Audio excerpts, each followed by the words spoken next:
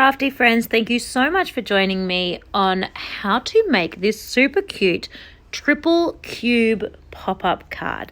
It looks like it should be super tricky, but I promise you it really is not that hard to make, and it is so effective and so fun, and I think it is a perfect kind of card to give to a small child, because how exciting is this? And you would just write on the back side of the cube where my fingers are there. That's just plain cardstock, so it's easy for you to write, and you can absolutely fold your card flat to write on there when you need to, and for posting, which is awesome.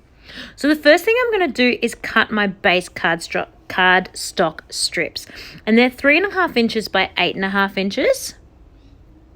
And then you need two that are 1 3/4 by 8.5 inches.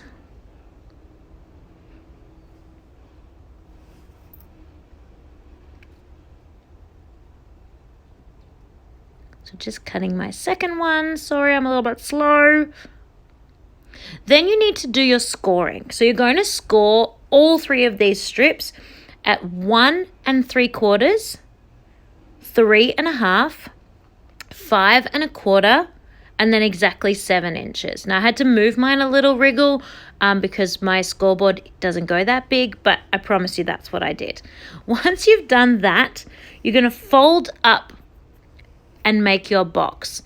So I like to fold the sort of smaller section first of all of the scored pits and pop the double-sided tape on there ready to go.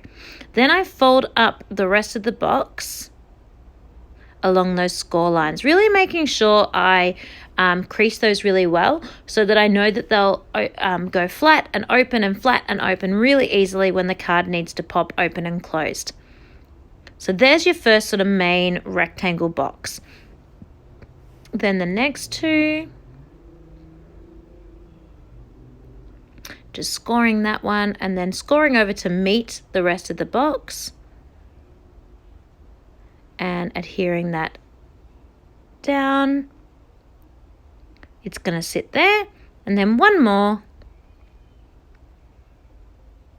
and it's going to sit on the other front side of the box, of the tall rectangle box. So you've basically made a rectangular prism and two cubes without tops and bottoms. So there you go. They're going to sit sort of like that. So you need to adhere those to the front of each other now. So I like to flatten them all because that certainly makes it easier to adhere them, and then you know exactly how the card is going to lay flat when you put it in the envelope. So one on there and then one on the other side, making sure that you line up the fold lines so that your card sits flat. So once you've adhered that all together, I like to put pattern paper on the front of all the cubes because that's just super cute. And they're about 1 inch by 1 inch, I believe.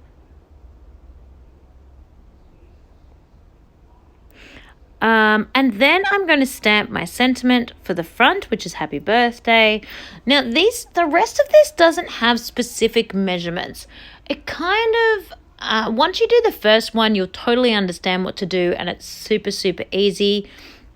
And you kind of just wing it using all your leftover bits and pieces, all your scraps. I'm just showing you the stamp set I'm using there. It's an I don't know stamp set that got randomly gifted to me just like that. So I'm just cutting a little square of leftover cardstock, like don't know what size it is. And then I'm folding it in half. And I'm cutting another one because I need two of these. I'm going to fold that in half as well. And now what's going to make the happy birthday pop out off the card? So 2 folded in half little teeny pieces of cardstock. Don't want them showing out above the happy birthday, so I'm just going to cut those a little bit smaller, just a smidge, just to make sure they really aren't seen.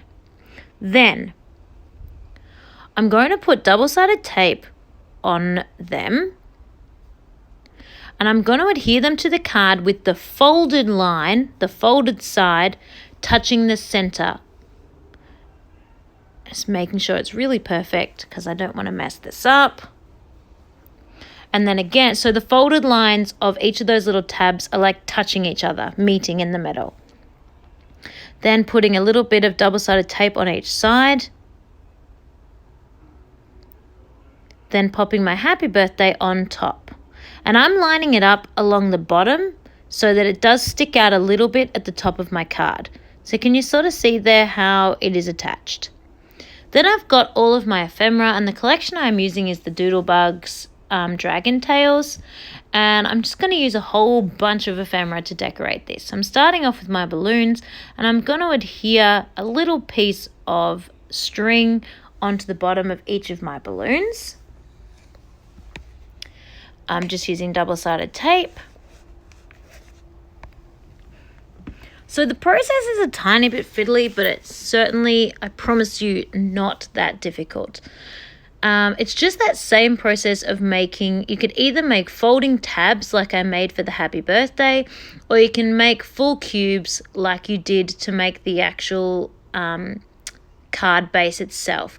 I prefer to make the full cubes. I think it's just a stronger and more secure way of popping up your pieces. So that's what I'm going to do. And I'm literally just eyeballing it. So there's my little tab, and then I'm going to accordion fold backwards and forwards. One more time. So I folded that little tab so that I had something to put the sticky tape on, and then just accordion fold so I knew that all of my other folds would be the right size. I'm going to stick that all together, and that's going to be another little mini tiny cube that I can use to pop up some of the ephemera that I'm going to put on the pop-up card. Now that's way too big, so I'm just going to cut it in half, and then voila, I've got 2 of them now. And that's going to be quick and easy for decorating the rest of my card. So popping some double-sided tape on, and that's going to adhere my cupcake with its party hat. And then I also need some double-sided tape that's going to adhere to the card itself. Now my biggest number one trick for this, or thing to be wary of, is you really need to think about where you're putting that. So it looks really pretty when the card is open, but when the card is closed, wow, that would have been sticking out a lot. And the size of the envelope was going to be like 1 meter because it's sticking so far sideways. So do be wary of where you're putting your ephemera so that it doesn't stick too far off the side of your card. I've definitely stuck mine off the side of my card. It was too hard not to, but I'm super aware of where exactly they're sticking off the side of my card so that my envelopes don't have to be too mammoth. Now these balloons I'm just going to pop up with double-sided tape. They're not going to be on actual pop-outs. Poppity pop, pop, pop. 1. Again, just being aware of where I'm putting it. So I'm opening and closing my card just so I can see how far sideways it's going. And I also just want to make sure I'm not sticking it directly in front of the other piece of ephemera, because I do want you to be able to see the popped out cupcake that's up the top. But these balloons are quite tall, so it's really just a matter of opening and closing, constantly opening and closing your card to see where everything is sitting. So there you go. You can see one side of my card is complete. Now, I'm actually going to mess up just a teeny tiny bit putting this Viking on. You can see that the Viking is quite large. And I really had to think about where he was going to go. He really can't fit up there. He's just way too big. He completely covers the title, like the heading. So now, where I've put him down underneath, I've got the double-sided tape in the wrong place because I was imagining him sitting on top of the box, not on the front of the box. So I just have to move the double-sided tape in order for this to adhere properly. And that does make him hang even further down off the bottom of the card. So now the card has gotten even longer. You can fold it up when you fold this card, so do be conscious. Like I could have folded the Viking upwards, but that will cover the ephemera that I put on top of the box. Hope that is all making sense. So just be aware of all, like if you do a lot of pop-outs like I have done, it will absolutely affect the size of your card. Now if you're giving your card in person, it doesn't matter. You can have a card the size of an envelope, like a mountain if you want to. You don't have to post it. But if you do have to post it, just be wary of what your postage sizes need to be. For us in Australia, my card will 100% still fit as a letter, and it will still only cost $1 or $2 to post in the mail, so no big deal. But you do want to really watch what you're doing. It's not too bulky, so it's not like too thick. It's absolutely just normal thickness, like flat. I mean, it's not flat, but it's flat enough. It's more the size, like how long and how wide it is. So now I'm going to make another pop-up, but this time I'm actually going to make a double pop-up. I want this Make-A-Wish and the balloon to sit up twice as high because the Viking's head is a bit in the way. So I'm just making one of those normal cubes, just with the little tab, and then the 4 other sides that are the normal size. And I'm going to cut that in half. But then I'm actually going to join those 2 cubes together, stack them on top of each other. And that's going to make an extra large cube, or an extra tall cube, really, a super long rectangle. Now you don't need to make 2 separate ones. If you have enough stash to make one big rectangle all in one go, absolutely go for it. I did not. Also, be conscious of where you are gluing. I'm about to glue in the wrong place. I'm going to have to peel it off and move it. I'm about to glue on the top of the box of the pop-out, not on the front of the pop-out. So that very top section of the cube of the pop-out, you do not want to adhere anything to that. Do not do that. That will make your pop-out lay flat on top and just look up at the ceiling. That is not where we want it to be. We want it to be on the front, so it needs to be where my middle finger was just holding. So where I'm about to put the Make-A-Wish is the correct spot. Where I just put the balloon is the incorrect spot. So I'm going to have to pull mine off and move it all down a square. Just beware. My biggest number 1 tip is just constantly open and close your card. Open and close your card just to check it out. Make sure it's going exactly where you need it to be.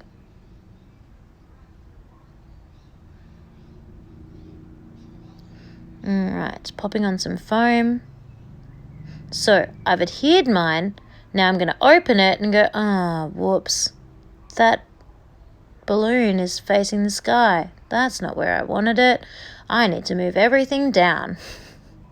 So I'm leaving my pop-out open so I can definitely see that I'm putting it in the right spot.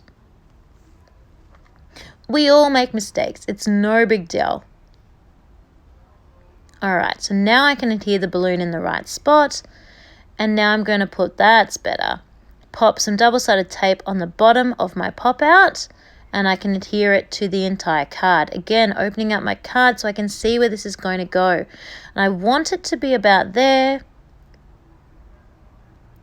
But I do need to close my card and check. Oh, it's still sticking a little bit too far sideways. So I'm just going to twist it in a smudge so it doesn't stick too far out sideways. And so here is my finished card.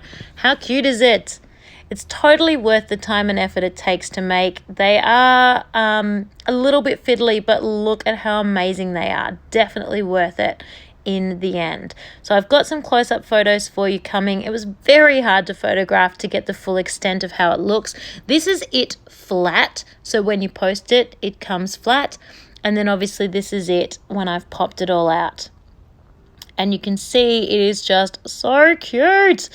I didn't show you where you would write, but you would literally just write on the plain blue cardstock that's on the very back of the box, of the main box. You'd keep your card flat and you'd just turn it over and write on the back. So it is such a cute little card and definitely worth putting in that little bit of time to play with the pop-ups because gosh, it is fun.